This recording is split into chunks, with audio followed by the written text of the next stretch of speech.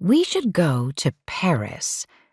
George, my husband, glanced up from his work to remove his reading glasses and send a frown across the polished expanse of our partner's desk.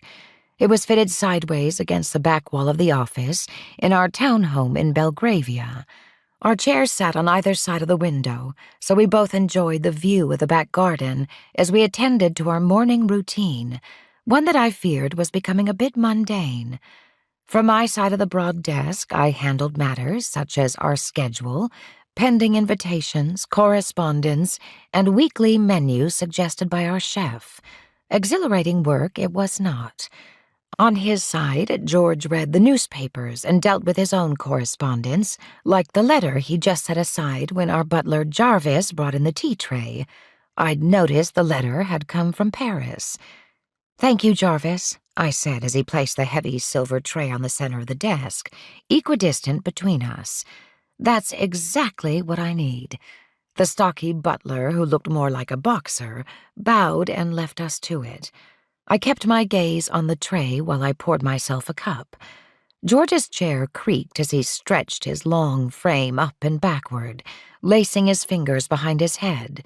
His lips turned upward at the corners, from a frown to something more like a smirk, as he watched me attempt to look guileless. "Paris, you say? Should we?" "Why now?" I relaxed enough to allow my spine to touch the back of my chair and lifted my cup toward my lips.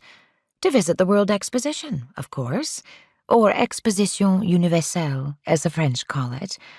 Are they doing that again? Isn't it like the great exhibition Prince Albert held in my father's day?"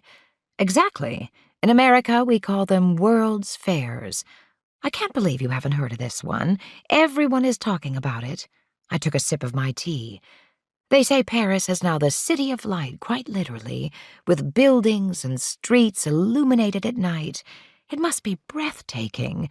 People are traveling from every corner of the world to marvel at the display of art and industry collected in one place." I wagged my index finger at him. "You know you would enjoy it, and it would be educational for Rose." Rose was my 8-year-old daughter. George watched me, smirk still in place, completely unmoved. "As for why now," I continued, "I believe I've waited long enough for a wedding trip. We were married in February. It is now July, and here we are still in London.